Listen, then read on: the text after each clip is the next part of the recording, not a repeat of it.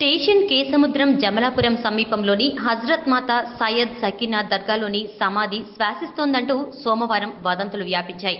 ఆదివారం రాత్రి 10 గంటల నుంచి 12 గంటల వరకు సమాధిపైనున్న చాదర్ ఉచ్ఛ్వాస నిశ్వాసాలతో పైకి కిందికి కదిలిందని దర్గా నిర్వాహకులు చెబుతున్నారు. ఇదే విషయాన్ని వీడియో తీసి సోషల్ మీడియాలో పెట్టడంతో వైరల్ అయింది. సోమవారం రాత్రి మళ్లీ సమాధి శ్వాసిస్తోందంటూ తాజాగా మంగళవారం మరో వీడియో క్లిప్పింగ్ ను సోషల్ మీడియాలో పోస్ట్ చేయడం కలకలం రేపుతోంది. వీడియోలో సమాధిపైనున్న చాదర్ కదులుతున్నట్లుగా స్పష్టంగా కనిపిస్తుండటంతో చర్చనీయాంశంగా మారింది. దర్గాలో మహత్యం వల్లనే ప్రతి అమావాస్య సమయంలో చాదర్ కదులుతోందని నిర్వాహకులు చెబుతున్నారు. విషయం తెలుసుకున్న ఎస్ఐ శ్రీనివాస్ రెడ్డి సోమవారం రాత్రి దర్గా వద్దకు వెళ్లి పరిశీలించారు. ఆయన ఉన్న సమయంలో ఎలాంటి కదలికలు లేవు. దీంతో సమాధిపైనున్న 3 చాదర్లను తీయించి లోపల శుభ్రం చేయించారు.